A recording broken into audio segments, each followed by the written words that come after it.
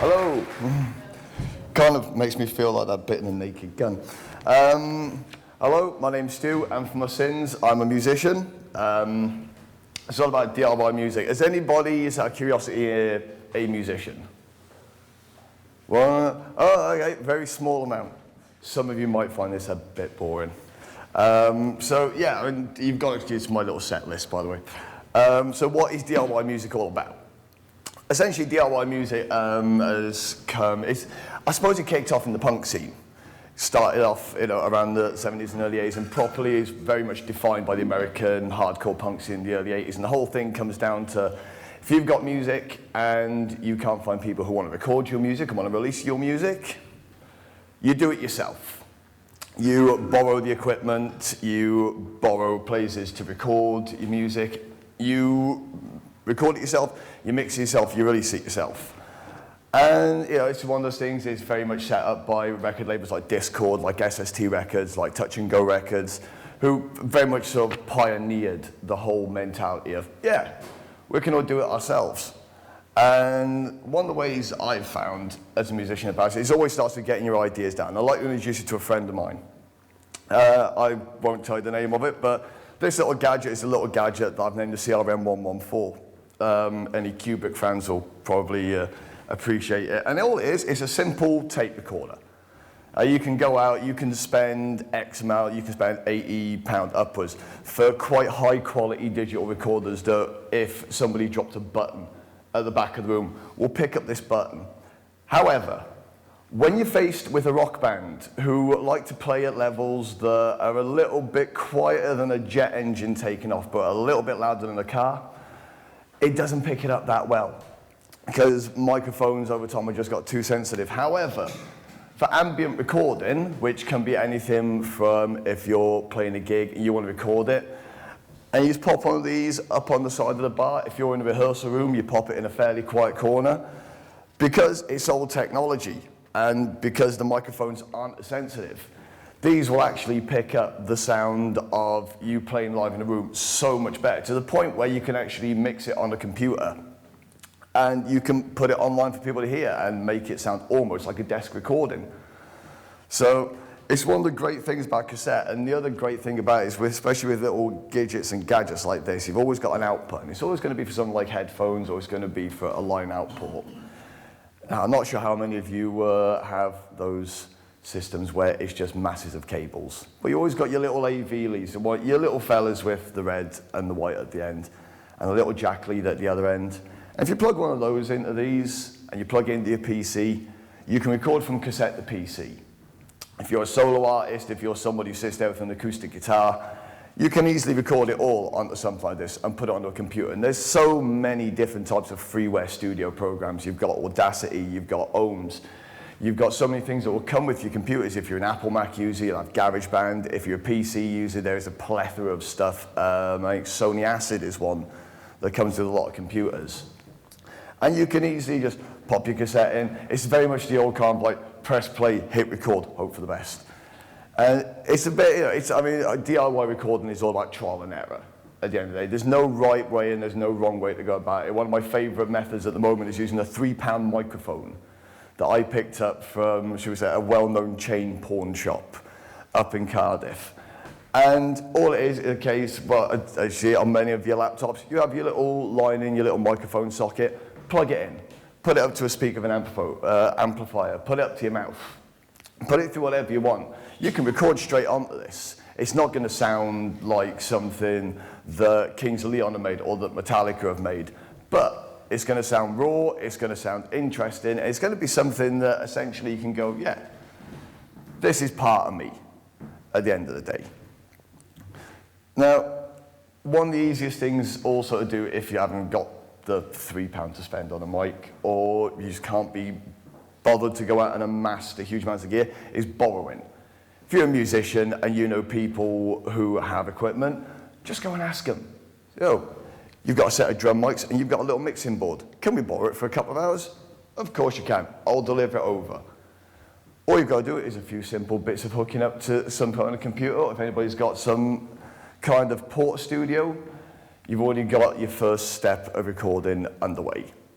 And this can come for, you know, you can, in the past, we've done this with the cheapest equipment possible, recording a full CD on a grand total of 3 microphones and a piece of gear that cost our old bassist, I think, approximately about 40 quid. We probably recorded about 6 hours worth of just jams, different material, messing about, Friday nights in, getting a little bit hazy and going, you know what? We could really write a song about those eggs we cooked earlier. You set up all the mics, bang, it's done. You listen back to it the next day and think it's the most ridiculous thing you've ever heard in your life, but you still managed to record it, and you managed to record it completely off your own back and completely on your own terms. Now, as part of this, I was supposed to give the general idea that any idiot can DIY, and believe me, I am an idiot, is the fact, like, where I'm in a band called God Bomber. Some of you may have had the displeasure of seeing us in the past, and when we first formed, one of the things we wanted to do that we've had so many problems with in the past with lineups, you just get a CD done. And it's an easier said than done kind of thing. But we did it. You know, we went through everything that we owned. And we put together 3 microphones. We made microphone stands out of broomsticks and gaffer tape, which is great to behold, but there's nothing quite like having a moaning drummer when part of the broomstick falls off and hits his snare midway through a take when he was about 30 seconds away from the perfect take. But it's still quite funny, to be fair.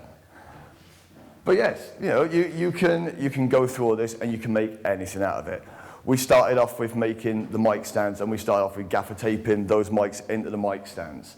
And about a day of very much annoying neighbours and trying to find where these drum sounds were and trying to place kits in the right place in the room, which is probably about a third bigger than this little stage that I'm on now.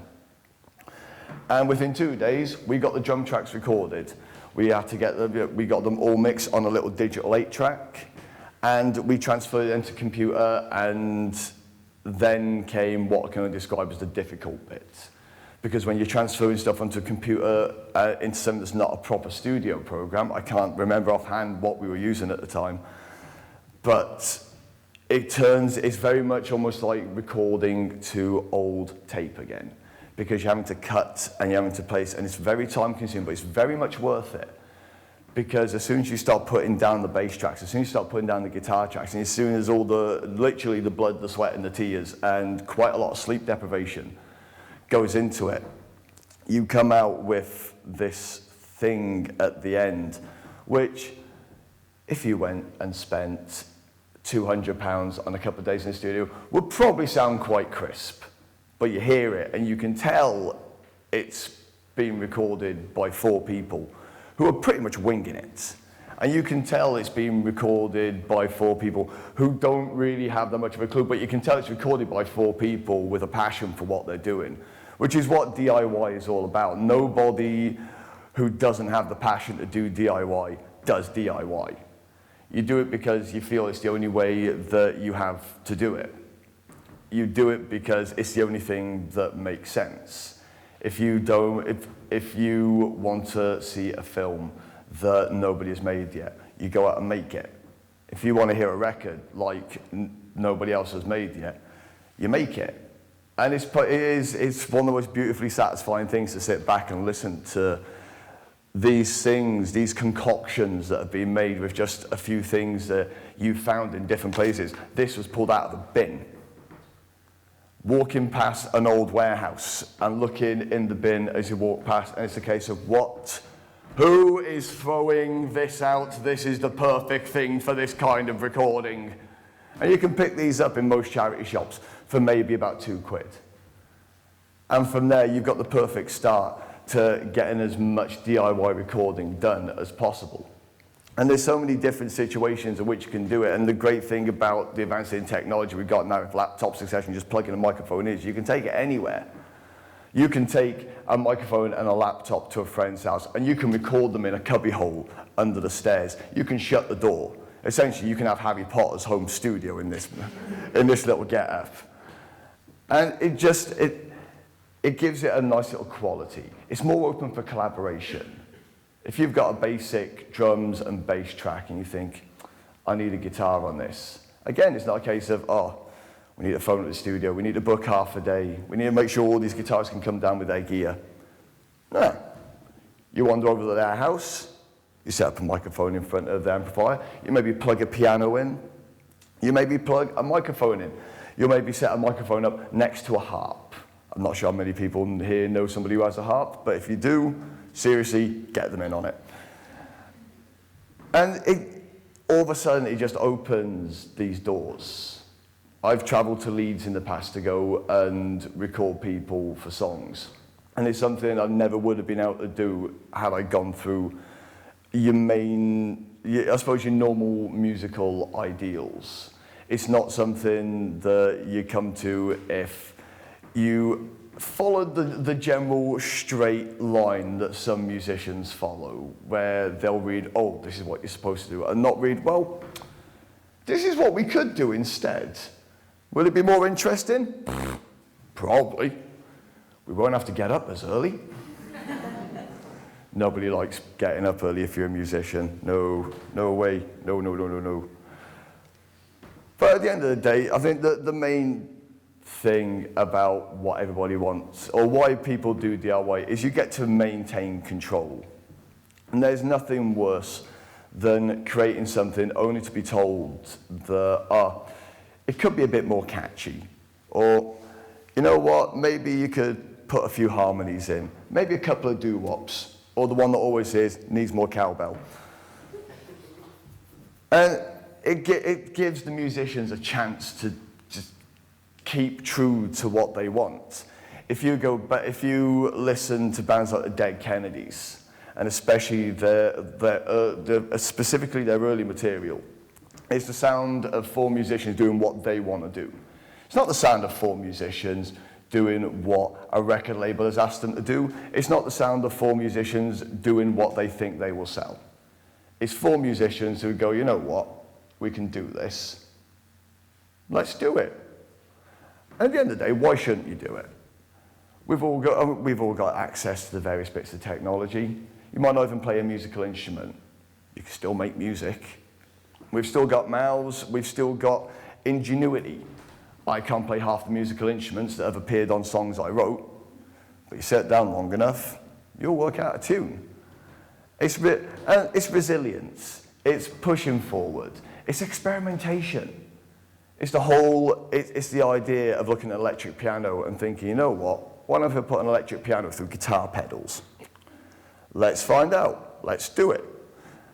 I think that's very much what DIY is about as an idea, is push it forward and do it yourself. Keep it all in your own pocket.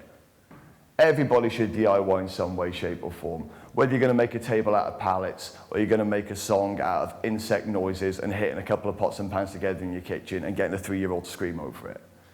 It's still going to make some kind of tune.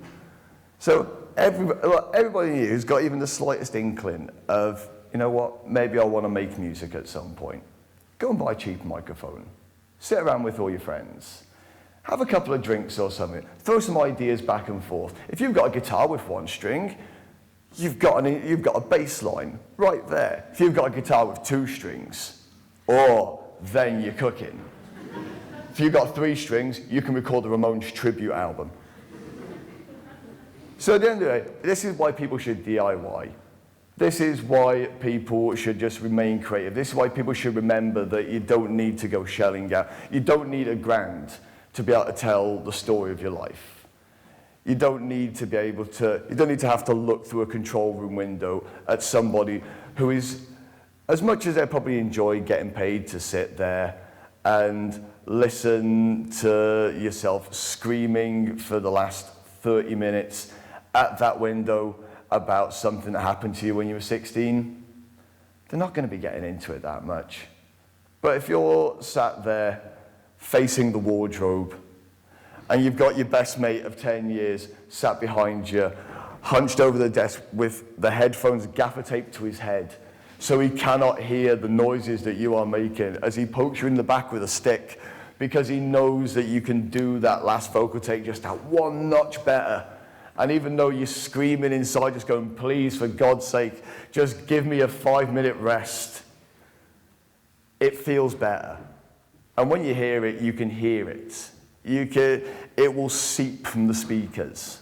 And it's that kind of, it's a love that you wouldn't get if you're paying $2,000 a day.